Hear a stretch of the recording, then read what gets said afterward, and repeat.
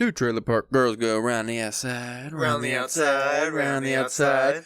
I like how you just say that anywhere and people at least know that part. Yeah, right. Even if they don't even, like, I feel like Gen Z kids probably wouldn't even know that song, but they would know that part just for some reason. And, like, I don't know the rest, but I can do, like, that. Yeah. You know, like, I got, like, the sound down.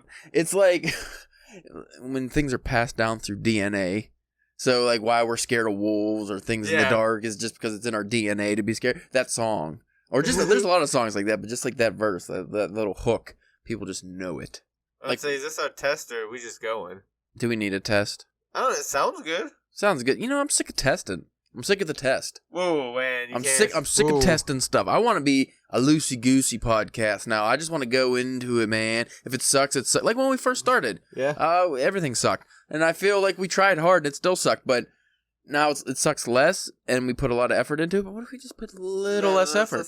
Like maybe no effort. No more editing. How about that for Caleb? Caleb's writing a novel now. I don't know if you knew that. I started it and you were here. We had a writing session. I was about that. Yeah, I was there for that. So I am busy. I don't need to be fucking editing podcasts for hours. I don't need to cut out the atrocious, offensive things we say or the parts where we ramble on for 20 minutes about something that's completely incorrect. Like when fucking Spencer Church said that Cormac McCarthy has a movie, A Blood Meridian, coming out. And I said on the podcast when we did the Cormac McCarthy episode, yeah, Ash, did you see the Blood Meridian trailer starring fucking Christian Bale? Totally real. No, that was a fan trailer. It was a good fan trailer. I didn't watch the whole thing. Yeah, I mean, it looked real. Yeah, I should have did. They even had like a judge guy. They had this weird fat like albino guy like dancing around. So I was like, whoa. It took the most minimal amount of effort for me to find out, like the least amount of research I could have possibly done to find out that was fake. And I just took your word, hook, line, and sinker. You sent me the link, and I didn't even bother to read the comments or anything. You know, I didn't even pay attention to the title. It might have even said, like, fan made in the title. It's so stupid. I didn't realize until I posted the fucking link on Twitter, and people were talking about it, and I mentioned the Blood Meridian movie in that tweet. Not in the actual, like in the subtweets when somebody was replying, because apparently everybody's fucking either in uproar, in love with the Blood Meridian. Everyone had an opinion. We got a lot of... I didn't even look at the numbers for that episode. Watch that be like our fucking viral episode. But it... I think we were very incorrect in that trailer, and you made me sound dumb. You sounded dumb. And Ashley sounded dumb just for being involved. Yeah, he's the innocent, innocent bystander. He wasn't even in the room. Also, with the Blood Meridian, I'm sure I think I sent this to you. I don't remember. I had a day... So I posted about it, I knew it was a mistake. Yeah. I posted about it in the Classic Lit group just because, and I didn't even post my opinion on the book. I just said, I don't understand. Like we talked about in the episode, what's with the gatekeepers and people attacking you if you don't like Blood Meridian? And most of the people in the comments either agreed with me or were at least nice about why they liked it, like what I wanted. And then I got attacked by some fucking lady, and then another lady joined in and saying, it's my favorite thing in the world. They were like, there's no negative comments. You're making up stuff. You're trying to be a victim. And it's like, I don't really care if people say negative comments to me personally. I'm just saying people have negative comments if you dislike this book. And they were like, you're obsessed with this. You're just blah, blah, blah. And I was like, whatever. And then I woke up today and that post got deleted by the admins. And they sent me a message that said that too many people are being mean and making negative comments to other people. And, they had to take the post down. So I just want to I almost wish I knew that lady's name because I don't remember. Because I would just DM her of the screenshot of that fucking message. Oh, nobody makes negative comments in this group. But there were some interesting conversations in that group that I wish I could have followed up on. And say, throughout that day, because you had a lot of comments. Yeah, a lot of people were invested in that. So a couple of times throughout the day, I would go through a couple of them and just kind of try to feel what they were saying. Out of that whole thread, only 2 people were giving me shit, and it turns out the one, because I saw in another comment thread she was super in love with the fucking book and Cormac McCarthy, so that's why she was attacking. And then the other, I don't know what the one problem was, because her whole beef was that I said in the thing that people make, I didn't say negative comments. I said, name calling or something like that, something along those lines. And apparently she went through the other post I had because she claims I was obsessed with this book. Yeah, I was going to say, is that the one that was talking about how many times you posted about it. Which, I mean... Well, I screenshotted because you can just go on your page. It'll show you what you said in that group. I screenshotted the post. One post, I just said, what authors don't you care for, or like you don't care for their style of writing? Like, I personally don't care for Cormac McCarthy's style of writing. That's what I said. It wasn't even about Blood Meridian or anything. So, and that's when she considered. And then the other one was my initial one when we started reading. I said, I'm not really liking that he doesn't use quotations. So apparently to her, that's obsessed. But she went through and because she said, oh, I looked and there was over 200 comments and I only saw one negative comment.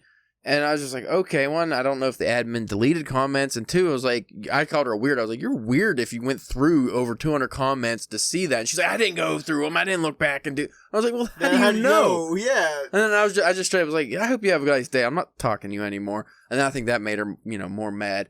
And then, not like I said, I woke up this morning and the whole post was deleted because people were name called, which I did see in another thread. Someone gave their opinion, not of the book, but of like that kind of behavior in the group, because a few people have been attacked. I've seen it personally. I'm not just speaking out my ass.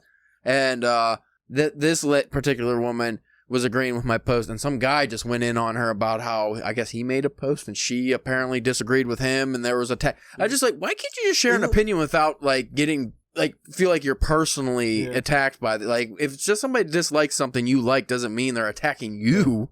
I was actually kind of surprised a few months back whenever I did like I took a picture of like 9 or so books that I was in the process of wanting to read, and I put that in that literature group with only maybe about like around maybe half of them could be considered something that would actually be in that group. Yeah. And I was actually kind of surprised that I was expecting a little flack about, because there was like a Stephen King book in there, there was a couple like newer things, you know what I mean?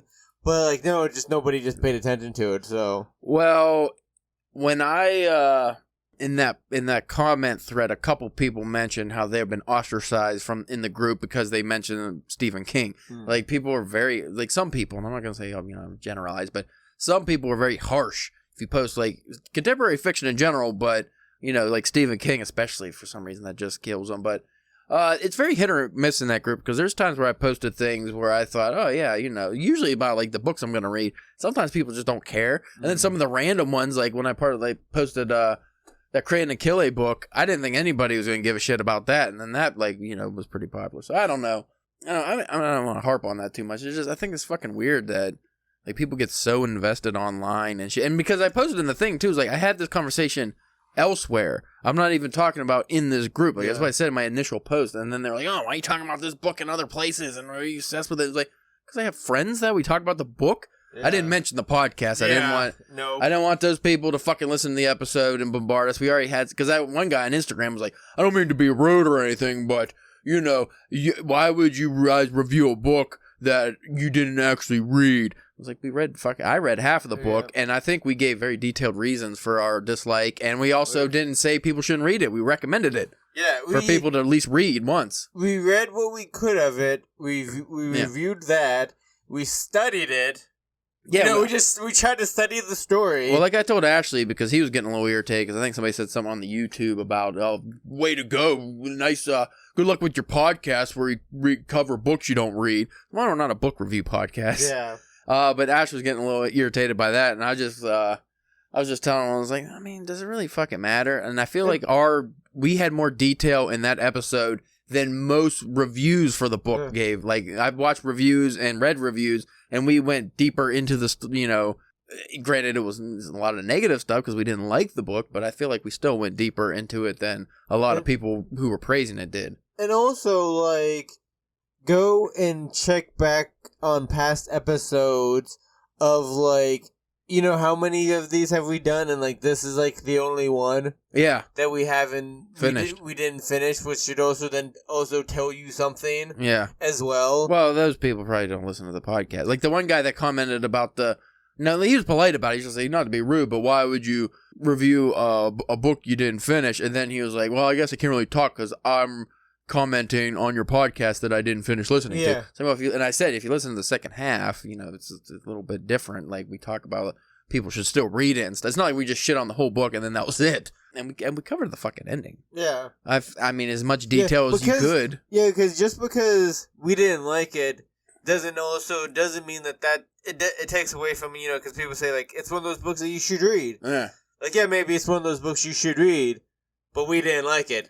Maybe you will like it. Well, my initial comment in that classic lit group about, like, my post, like, I started off with, I didn't realize that, Blood Meridian is the Star Wars of American literature, because if you say you don't like Star Wars to Star Wars fans, a lot of times they'll shit, like, especially if you said the original trilogy, they're just going to shit on you regardless. Like, I would say a good portion of them will not listen to your reasons why you don't like it, or they'll just dismiss everything you have to say. Yeah, that's another thing I hate, too, especially in that group. If you say you don't like something, like, I didn't like Moby Dick, they'll be like, oh, and they just, any answer, or, any reason you give, they just dismiss it as you're wrong. Yeah. Like, you're not wrong. Nobody's wrong. The person who loves it, they're not wrong. The person who hates it, they're not wrong. It's opinion. It's an opinion. How are you, like, it's so stupid to get hung up on that, but, because I'm sure if you've dealt with that, you'd be like, oh, I didn't really like, Suicide Squad because it was too over the top or something. Right. And then people be like, no, man, you just got hung up on, you didn't follow, you didn't like it, you're wrong. And it's like, why do I have to be wrong? I didn't like it. Especially like on like this kind of stuff, on entertainment. Yeah. Your opinion on entertainment,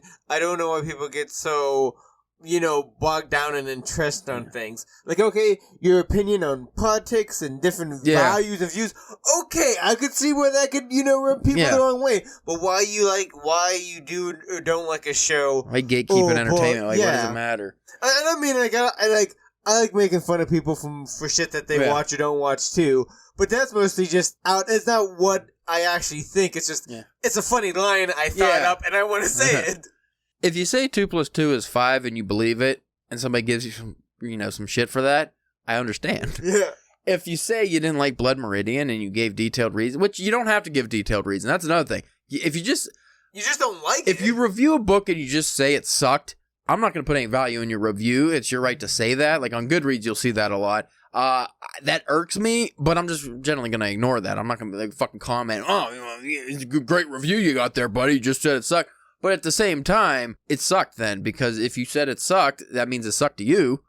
Like, I mean, you don't have to give reason, but if you do give detailed reasons and then somebody comes and dismisses and tries to challenge every reason, and see, what you didn't understand was he was talking about how violence is the American, like, what, it doesn't matter. It doesn't matter. That doesn't mean the person who disliked the book is wrong. So I don't want to talk about that anymore. I just wanted to, because that episode was getting some fucking hits, and like I said, most people were pretty cool. Even a lot of people who loved the book, they didn't get shitty about it. Like, they were the ones that were nice. It was just like a subset of people who get, like, the people I dealt with initially, like, actually, those kind of fucking gatekeeping butt munches.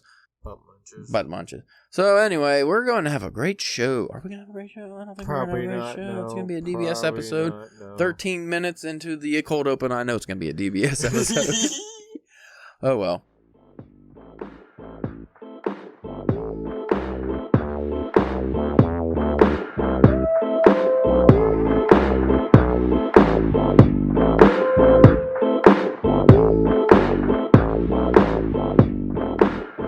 You are listening to the Drunken Pen Writing Podcast. I'm your host with the most. I got a juicy booby. I don't know what I lost it there. No. I am your host, Caleb James. Cut that out. Cut it. All right, Joey Gladstone. I am your host, Caleb James. With me today, Spencer, the Akita Ass Angel Church. You're an angel of asses? Is that like the angel of death, but of asses? Maybe I'm an angel, but I'm also an ass. That's fair.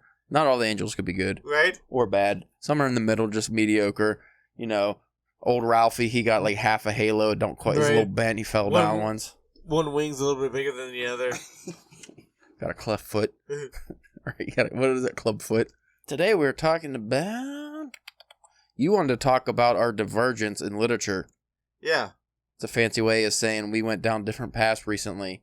I feel like we've been on these roads for a while. Not that we ever walked the exact straight, same road, but a lot of times our roads merged. Yeah. Not just for the podcast, but I felt like our reading habits, they mirrored each other to an effect.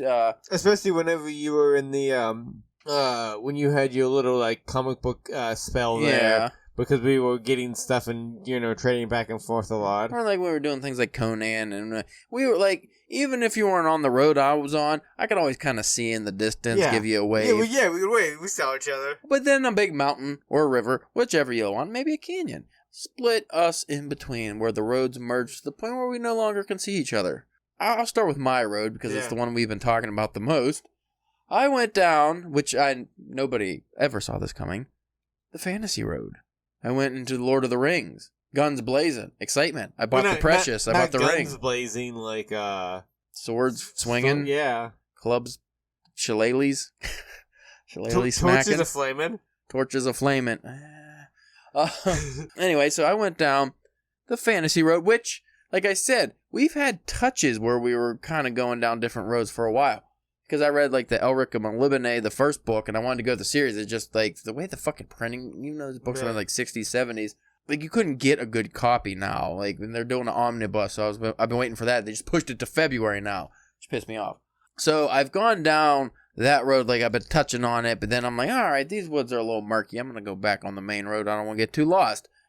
A few times I got a little mesmerized by, maybe there was like a nice lake on the side, so I went over there for a swim, and I got into like the Irish literature and some things like that, but usually the road's in sight. But then finally I just decided to go in the woods and went extra deep, and now I'm lost in the woods. I'm in the hard fantasy, the Lord of the Rings, and I'm going to get the Elric of Melibene series. When it comes out, I'm going to go into that. And you're like original, like almost like the original. Almost like the origin of pretty modern much fantasy. Yeah.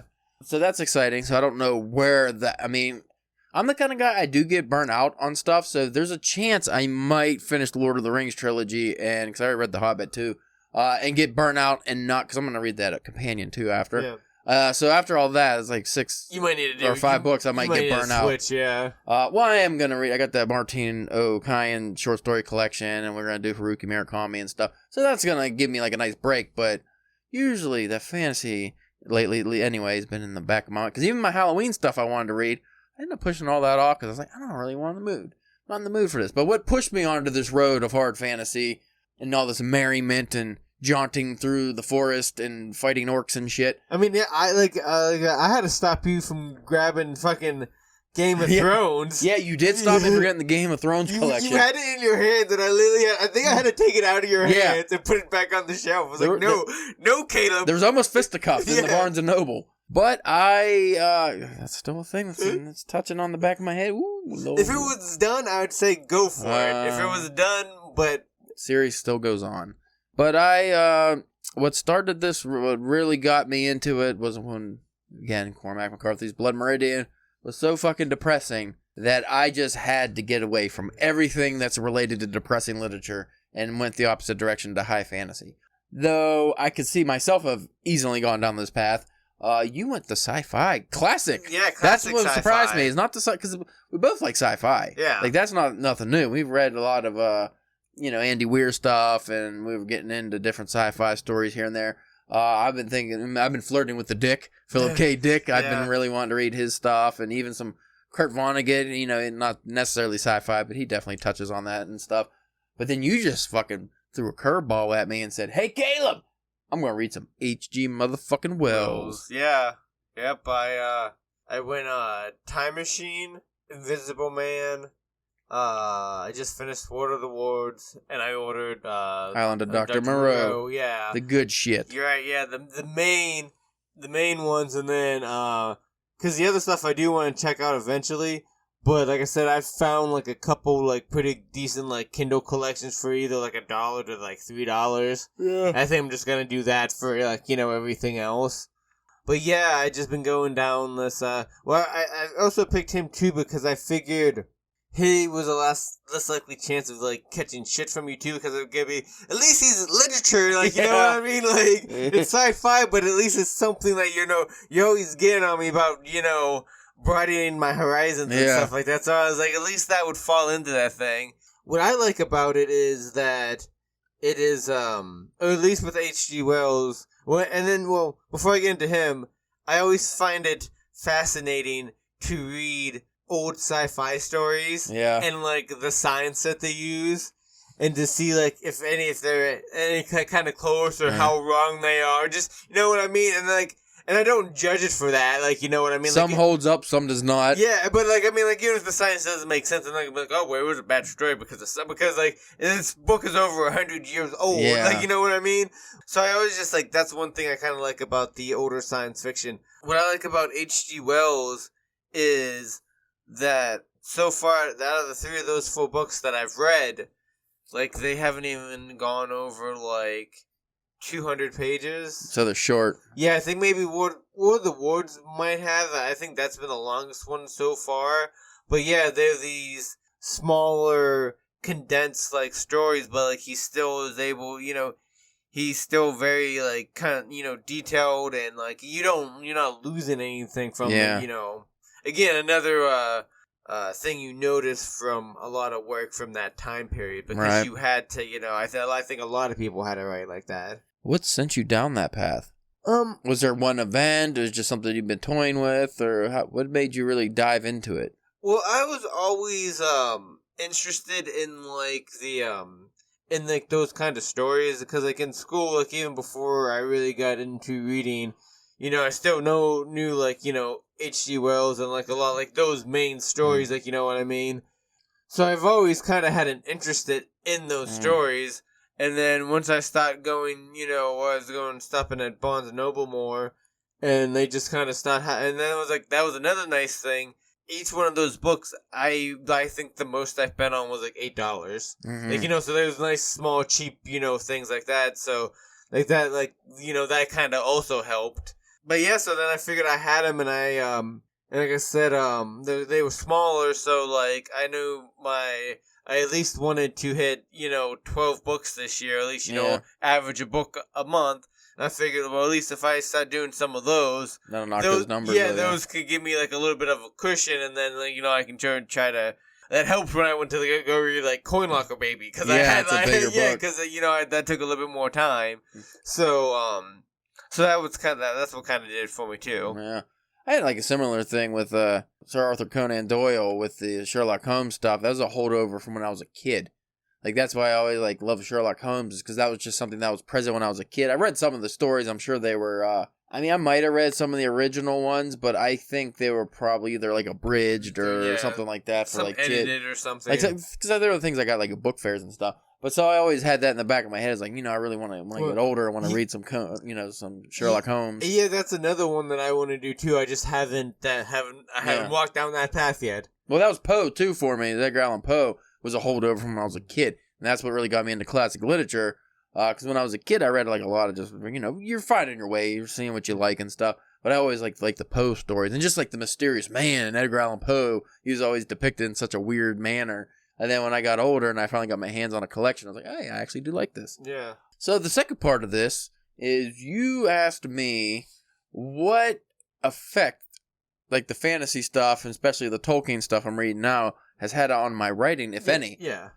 I will say it's actually had a profound effect on certain aspects, because I find myself questioning my use of metaphor now, because Tolkien has a couple in there that are just razzle-dazzle ring-dingers. Like, I really liked, like, he mentioned, like, there's a scene where they're in the woods, because they're always in the fucking woods. Yeah, and there's a scene... Where else are they gonna be? And, like, everything's cold all the time and shitty. And there's, like, a scene, it's just, like, a sentence where I think it's Frodo, he's, like, you know, they're dressed up because it's cold out and they're wearing stuff. But something about, like, the cold still managing to get its fingers inside and touching around, like, meaning that, you know, still fucking getting to him. I was like, that's just a cool, like, that's not the exact way he said it, but that's such a cool way to just, like, you know, because he just say, oh, it's cold out, or the wind was whipping through, or, you know, stinging their skin, because that's kind of more what I always have done, and I always want to use more metaphor, but, like, the idea of the cold just, like, seeping in and fingering your body, like... That's something that I always, like, I want to do that, but anytime I try to do that, and I try, you know, whatever it is, I type it out, and I look at it, and I'm just like, that's garbage horse shit. Like, that's so just, like, on the nose. It's hard to not make it cliche. Yeah, right? Or use something that's been done. Because Haruki Murakami, like, we'll get to that when we read The Elephant Vanishes, but I'm sure he does that in there. Because his novels, he's really good at having, like, these very unique metaphors. Because I try, that's something that I try to do, like, use... like a weird thing for a metaphor, but then I also feel like that's also garbage. Nobody's gonna get that, or like it's very too tricky. It's too weird. Like it's such a tricky thing to get that right, because like similes are a lot easier because like I always use the example, you could just hit like a Mack truck, like you could hit like a baseball bat, a jackhammer, like anything, but to use the metaphor properly, like that's a tough one because like you said, to make it more realistic, but sometimes you want to be a little out there because you can say like a woman has an icy stare or something, or you could say her fucking, I don't know, eyes are cold as ice, so that'd be like the simile version. It's just like the way you do it, but like some of these guys, like you read like a fucking Tom Wolfe or something, you're just like, holy, well, he spent like what was that famous thing, he spent the whole page detailing like the girl's eyes, blue, like the bluest ocean of, like it just went on and on, but it was like, because they cut it from the book, is why it's famous, because it was like just too much, but it was like the most beautiful thing ever. You're like, how the fuck you cut that? But you're like, oh, because his manuscript was 50,000 pages. Like, it's just, I don't know. Like, so that's one thing I'm really taking away from like Tolkien, because his writing is, because he was writing these for kids at the time. Yeah. At least supposedly. But it doesn't talk down to you at all, which I love. And like I said, he's not afraid of using metaphors, but he does it in such a way where they're just like, they work so well, especially for the story. So that's one that's working. And two, his dialogue, I'm really taking a lot from, not the, the Hobbit speak, like how everybody talks in their old timey, whatever, but just the flow of the conversations and the interjections, which I like how you can, which I've been trying to incorporate a lot into my writing, which, you don't just have sentence of dialogue, sentence of respond dialogue, more sentence of dialogue. Like, try to have like a sentence of dialogue, and then, like the guy's fucking, say it's like a guy getting ready for a boxing match.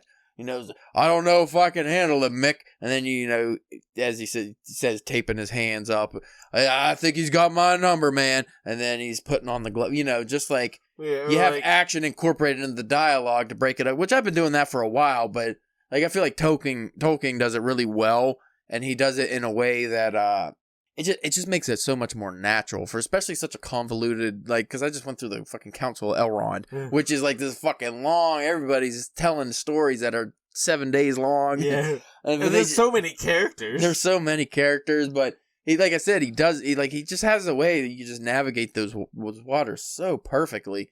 It's just, it's easy reading, which is what I like. Like, I'm not getting lost. And that was always my problem with fantasy we discussed in the past. I always kind of get lost. Like, I'm just down. Like, it's like there's too much happening. There's too much to memorize. I'm out of it. Like, it's one of those things, if you're tired and you're reading it, and then all of a sudden it's like, what the fuck was that like we did with the fucking Blood Meridian? What's going on? Yeah. I have not had that happen at all with the Lord of the Rings so far, because it's written in a way that you, like I said, just the art of easy reading is damn hard writing. Yeah. Like, to be able to write something that's so easy to read, that's not simplistic. Do you know how long it took for him to finish the series? Like, did there wait, or did he put them all out at the same time? No, he did The Hobbit. I want to say it came out maybe in 1939, or he wrote it in 1939, before World War II, I believe. And then The Lord of the Rings, he started during World War II. Which is why, like, a lot of people break down that, it must be like an analogy for Nazis or something like that. But he actually goes on in the version I have of Lord of the Rings at the beginning. It's Tolkien himself, and he tells you, like, he was fucking kind of mad about it. Yeah. He was like, no, there isn't any symbolism to take away from this. There's no Nazis. There's nothing like that. He said it in a more gentlemanly way, but like, there's no fucking, this isn't about the war. This isn't about anything. This is just a story I wrote. I don't like when people have to add, he even says he didn't like all the symbolism people add and stuff. We've talked about that before, how many people, like, how people read stuff and come up with things that's not there, or, Well, apparently that book I got about Lord of the Rings, I think it's explaining, like, the evils of Lord of the Rings, and I think it relates it to Nazis and stuff, which Tolkien specifically said is not in the book. Like, you're just making that up if you see, reading into that. It's just a fantasy story. That's what I like about it. He just did a fantasy story. It doesn't mean anything in the real world. Politics, anything is not in his book. But I got that guy's book because I like the fucking art in it. It looks really cool. So I'm going to read it for that. Because it explains, like, some of the shit that I'm probably too stupid to understand. But what about you? What have you taken from the H.G. Wells stuff? Because I know you were talking different things about, like, the details and stuff before.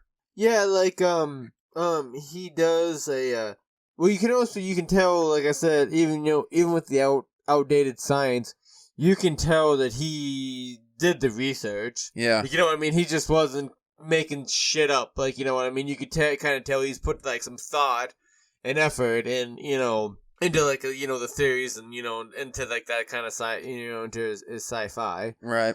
But, like I was saying before, what I appreciated is, because we always kind of talk about, like, how I feel like a lot of my stories, I have to fluff and add a lot to it. Right. But with his, like, you know, like I was saying, he was able to tell a pretty concise, good story in not a lot of space. Yeah. Which, I was trying to take, you know, kind of take notes and just, you know, mental things on, like, on how to, you know, keeping things in mind, you know, doing that.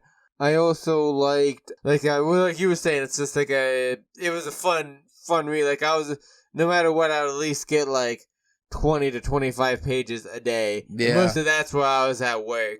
Like I said, I didn't like I said, I didn't really enjoy the time machine. That's probably the one that I've liked the least so far out of it. It just, the writing in that was really confusing. Because isn't that one of his earlier or first things that he came out with? Probably. I don't really remember the order of how they came in, or, you know, how they came out.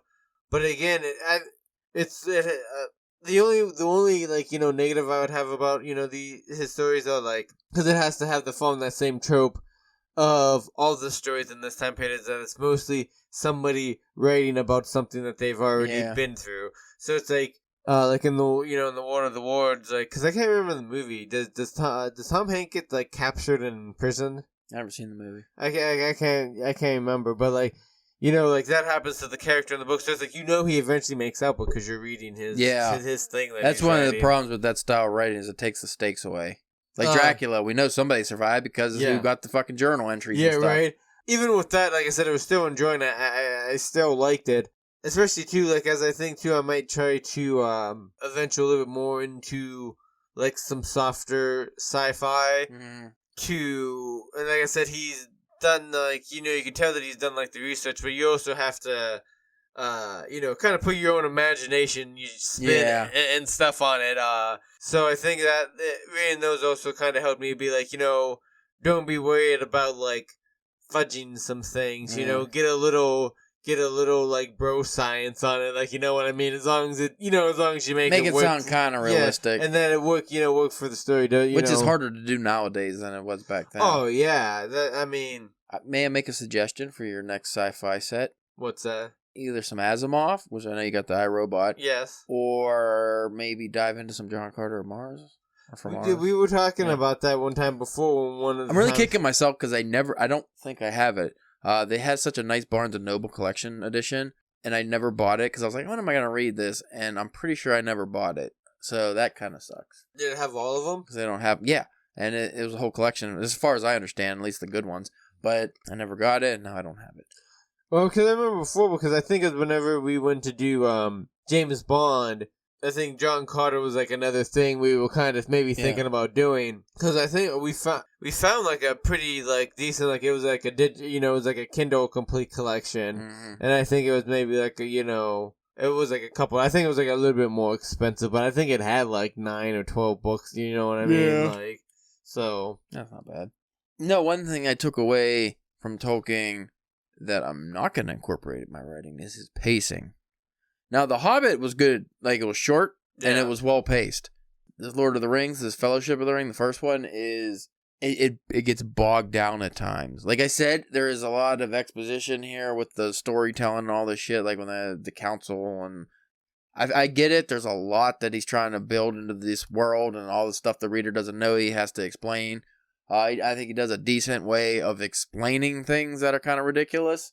Like how you tell the whole history of a fucking, world in a couple pages is hard. But the pacing of that is like all the action stops for chapters and chapters. It's, various points in the book so they can have all this explanation and shit. So that I wouldn't, that's the only thing I would say I dislike about the book is just like, it's not what I would call a page turner. Yeah. It has parts. There's chapters at the end, you're like, oh, fuck, I gotta keep reading. But then when you get to that stuff, it's almost like, well, I'm just gonna go and strap in. This is gonna be a long ride. Yeah. Like, I'm gonna be sitting here for a while. But though it makes it, from what you make it sound like, though, that even like those bogged down parts can still be enjoyable, like a little bit enjoyable, just because of his writing style. Yeah, at least for me. Like I said, because I've read a lot of reviews for Lord of the Rings, specifically, because The Hobbit seems to be pretty favorable for most people. It's a fun adventure story.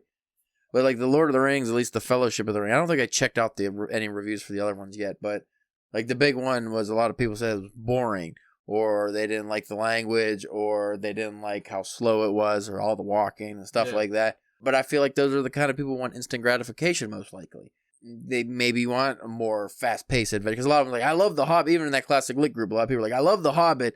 Lord of the Rings was kind of slow for my liking. And I can see it. Yeah. I like taking my time on things like that, though. Probably what happened is like after the first one, they never probably went back to the second one. Yeah. Just to see if that one was any better. A lot of them probably just stopped at the first one. Which, I mean, I can understand. Because if I was in a different mind frame, I could see myself not. I think that's why I put Lord of the Rings off for so long. It's because the movies I kind of felt like that. I was just like, yeah, right. When are they going to get there already? But now, as I'm an older gentleman, more distinguished in my medium age of life, I guess, hopefully. I don't know. They say middle age is 50, but I don't think we live that long. Me and you? Nah. You did, yeah, like I think 60 tops. Yeah, I was gonna say I think 50 is like the high bar for us. So we're probably middle age now. Okay. Yeah. Well, anyway, I forgot what I was saying.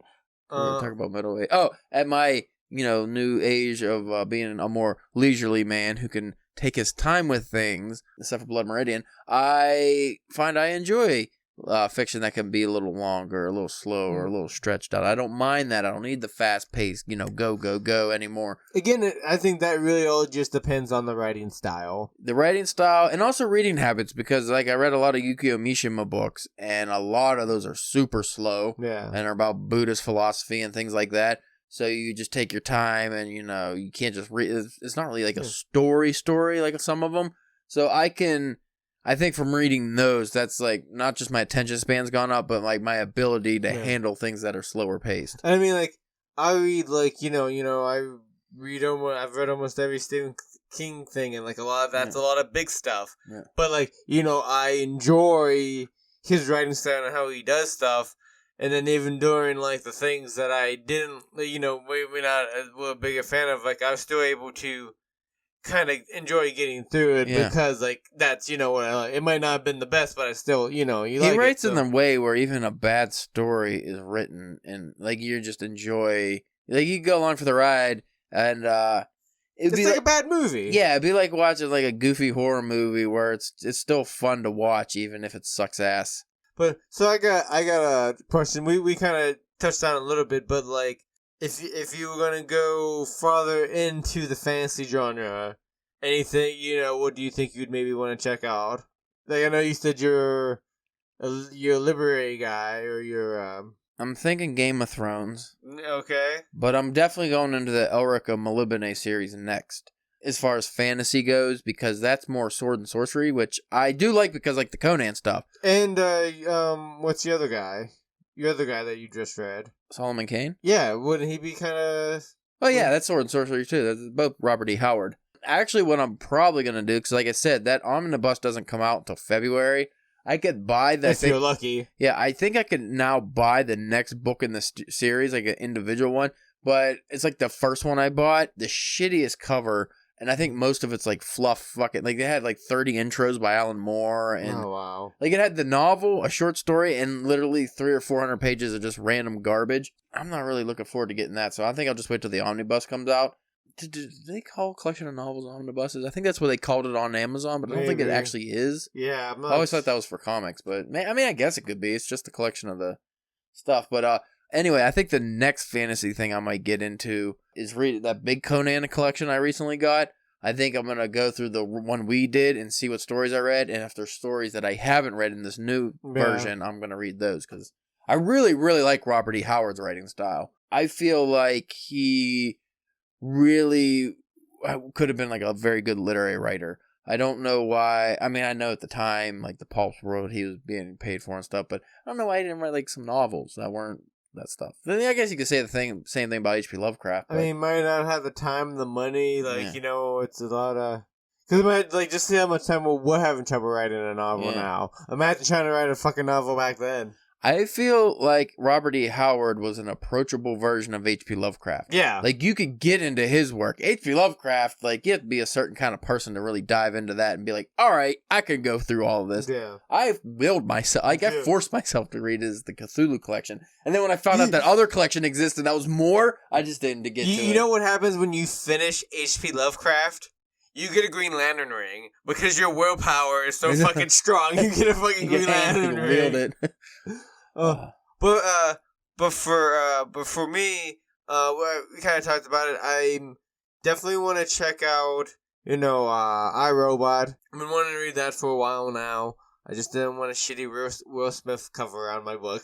I like that thing he shared about the cover. Like, it was Mac and Dennis from It's Always Sunny. It was the scene where they're sitting when they lived in the suburbs. They're sitting at the table, and Mac is handing them a book, and it was like, I forget what the thing was. It was like, here's a book, and then it was like, the movie cover of the book or whatever, and then just Dennis throws it away.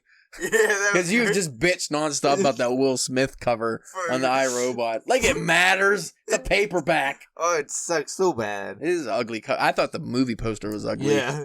But then I got the Philip K. Dick's Do Androids Dream of Electric Sheep. If you read that, I'll read that with you, because I've been wanting to read that for a long time. And I've been there's a couple other of his things that I've been wanting to check out too. Did you look to see if he just has like one of those omnibus collections, like a whole bunch of novels, or even like a Kindle version? Probably. Because that would be a good, even if it was like $30, I'd probably get that if it had like a lot of novels. I saw one thing at a Barnes and Noble. I think it was the one in South Hills that it had like 5 of them in a smaller hardback, and it was like $25 or $30. But like, I hadn't read anything of his, so I wasn't sure if I would what I mean. Yeah, it's hard to get a collection of something that you didn't read. Like, I was taking a chance with the Lord of the Rings, because if I didn't like it, I was out $65. Because especially with like, I know like some of the stories that he's wrote, but I don't really know much about him. Like, whenever you and Ash were talking about last episode or after the last episode, yeah, and you guys were talking about like he was a big method. I didn't know that. Not surprising, but I didn't know that. So, I figured, see how this is, one of his more famous things, see how that is, and, maybe, figure out what I want to do after that. Right. And then I think the last question I think I have is, what other genre do you think you will, or that you might, you want to, go down, what path you want to go down next? Crime noir. Yeah, I've been kind of having that feeling too. The only problem is, I feel like we kind of went on that path. We didn't go like super hardcore because we read The Big Sleep, but then I've been reading those Nicholas Obregon. Like, I read his first 2 books, and it's granted those aren't. I don't know, because the first one I found it because I was looking up Japanese noir, and that hit the Blue Light Yokohama came up on there. So I would still consider those noir, because I have The Unknown Male, which is the 3rd book I haven't read yet. I was waiting for I don't know what the fuck I'm waiting for. I need to just read it, because the other 2. You want to wait until you know that his next book is coming out, so you have a little bit of lead. You don't want to read now and then have to wait forever for the next. That's true. He finished writing it, I think, but he. Who knows when things are gonna get published, though? Yeah, especially nowadays. I will say he does seem to write fairly quickly, which I like. God bless him. Lucky. Well, I think that's all he does. I never see him talk about a day job. Yeah. I know he writes for magazines once in a while or something, but anyway, the crime noir stuff, because I have that Raymond Chandler collection, so I actually really do want to dive into that. Yeah. And fucking read some hardcore Raymond Chandler. Though I could feel like I could get burnt out on that stuff. Of course, I get burnt out on everything, so it doesn't matter. But any other genre, like I said, I'll read some Philip K. Dick books, but like hard sci-fi, I'm probably not going to get into anytime soon. Andy Weir has a new book I wanted to read. Just waiting for it to come out in paperback. Yeah, I don't want the hardback. Maybe I'll just get it on Kindle. Because I only have The Martian. I don't have Artemis. You do. Yeah, you borrowed Artemis from me. Does he have 3 books or 4 books? This is his 3rd book, I think, that's out. But I think he might have had something before The Martian, but I don't know if it was like... I thought I saw something at the bookstore. There was like another book. And I was like, I don't remember hearing about this one. Because I think he had something before The Martian came out, but I don't know if it ever got like a wide... Yeah, it might not have been popular. Yeah. What about you, besides crime noir? Anything you might go down? I don't know, like, I don't want to really do, like, westerns or, like, romance or nothing I like never that. thought about westerns, but yeah, I'm not going to talk about it anymore, but something soured me on westerns. So I don't want to read westerns for a while. I'm not going to read We need to do at least one romance for the podcast. I don't know how we fucking pick. Maybe we just go with The Notebook. I mean... That's the safe choice, right? I mean, I could always do, my mom's a huge, Nicholas Sparks. Not Nicholas Sparks, That's but a man. Daniel Steele. Daniel Steele. So maybe I can ask her, be like, if me and Caleb had to read a Daniel Steele book, you've read them all. We should just read 50 Shades of Grey for the podcast. No! But it'd be easy and fun. My 50 Shades of Brown article, everybody liked that, where I just did an excerpt from it and changed all the words to poop. Very highbrow. Ow. Yeah, I feel like we should have a better answer to this, but it's kind of hard because, like, I'm still gonna be a classic lit or just literary fiction guy for the most part. Like, most of my reading's probably gonna be geared towards that for the most part. Because, like I said, I got a bunch of Yukio Mishima books.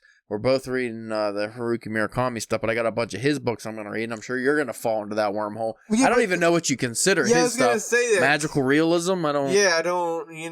It's hard to say, like, that's a genre. I mean, that's kind of like saying Stephen King's a genre, because... You know, yeah, he's the horror guy, but he has so much great stuff that's not horror. Yeah. And then even, like, a lot of his horror stuff is, like, it's horror, but it's also normally something else, too. And I don't like when they have so many subgenres, like, oh, paranormal horror, paranormal crime noir horror, paranormal romance crime noir, detective, like, it's too much. You know who, one guy I've been wanting to get into, and I guess it'd probably still kind of fall into that crime genre kind of thing?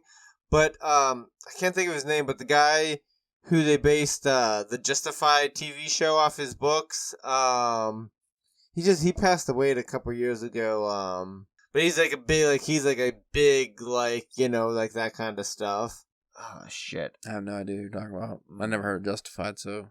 Poop, shit, cock, balls, dick, lick, fuck, motherfuck, shit, ball. I don't know, man. I think we should just, you know what? Yeah, dude. Go non-fiction, hardcore non-fiction books. No. Well, I didn't say that. That's another thing I would notice whenever I was looking at H.G. Wells stuff. It seemed like he had a decent amount of non-fiction work of just, I guess, I don't know. When's the last non-fiction book you've read? I mean, are you feeling like maybe you're missing out on a whole class of book? No, because like, why would I read that? Because then I view those things like almost like textbooks.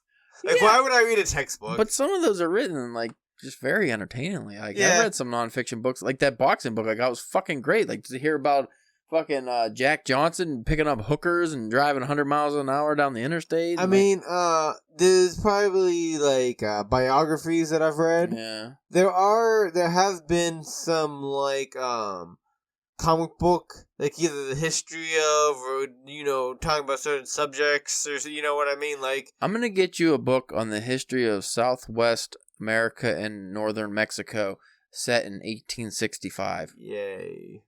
That sounds awesome. And then after that, I'm going to get you a book, A History of the United States Dust Bowl, where the Grapes of Wrath was set. And then after that, or you just read Grapes of Wrath. Such a good book. You need to read more Steinbeck. We kind of There's too many fucking books. Again, our roads. The roads we were on. Well, you know what we'll do? We'll blame British Ash for that because we were supposed to do Steinbeck for him. Yeah, so... To be fair, though, I think you want to talk about Steinbeck that I've already read, so I wouldn't have to read it again. But you would. Yeah, I would have read it. And it's really good, too, by the way. Tortilla Flat and Canary Row and all that stuff. Yeah, I do want to. There's stuff... They're shorter, too. Yeah. I got a Kindle collection and it had all of them. Nice. So you can just get that and get his whole fucking... Like, all his shorter works, which is nice.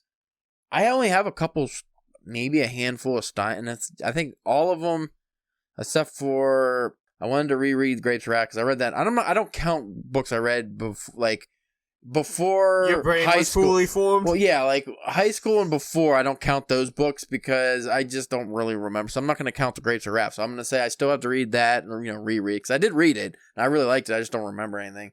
So I'll reread Grapes of Wrath, and then I think just a lot of his lesser known books. I think I read all of his main works now, and some of his lesser known books, but like there's not too many left on my list. But I highly recommend you check out some good Steinbeck. Because the good thing is, most of his books are fairly short. Yeah. And he's one of those guys, like we talk about, being very easily accessible for most people to read. I went through Mice of Men like that. Yeah, that's like always work. Is like easy to read, but very engaging, and it really makes you want to read more. But we need to end this. So if you folks want to check out our fiction, I'm going to go ahead and leave my horror story up for another week, I think. Some people said they liked it because it was going to be a limited release. It still is, but I'll leave it up so you can go to www. Add more W, Spencer. www. For those folks don't know, Spencer's middle name is actually just W. It's not orangutan, orange fucker, or anything like that. It's just W. That's so weird to me. It's just a letter. Anyway, it's so mysterious. Anyway, you can read go to drunkenpenwriting.com. Dead Men Don't Scream is the story I have up. That was my Halloween story. It's a longer one. It's like 15, 16K words. So if you got the time to invest in that, I was going to put a PDF on, but I feel like I don't know if people would actually want to just get a random download off the internet. So it's just on the website, but it is for free. And it's limited time. So if you're listening to this podcast on Tuesday, that's the last week I'm going to have it up, and then it'll be gone. So after my birthday, November 10th, Spencer, no more story, I guess. Well, that's like the middle of the week. That's fucking garbage. Next Friday it'll be out. Okay, whatever. Go to the Twitter at Drunk Pen Writing. Follow us on there. Instagram and Facebook, Drunken Pen Writing. Little known fact, I am thinking I am switching my focus, because I don't focus on fucking social media at all anymore, but I need to for the DPW. So I think I'm going to switch my focus to Instagram, because it seems like, even though we don't have much on there now, like as followers or anything, because I haven't posted much on there, I'm going to start posting more on there, and it seems like the people that do get involved actually have real things to say. Like, they're not just fucking being snarky assholes or, get lost in the shuffle like on Twitter, because I feel like Twitter's a garbage place. Like, it just sucks anymore. And Facebook is not much better, really. So if you guys want to engage on the old Instagram, hop on before we get too famous and can't follow you back. Because once you hit a certain number, you can't follow people back anymore. You're not supposed to. But for now, we'll follow you back. Yes. We'll follow you back for now. So you want to be in that initial couple hundred people. Yeah, you want to get grandfathered in. Yeah. So anyway, if you're sick of hearing Spencer breathe into the mic, directly into the mic, as loud as he possibly can. And gulping. You can go ahead and in this episode, we're going to keep talking. We'll just whisper talk. I'm hitting buttons on my end. It's not doing nothing. Wouldn't that be some shit if it did? All right, folks. Thanks for listening.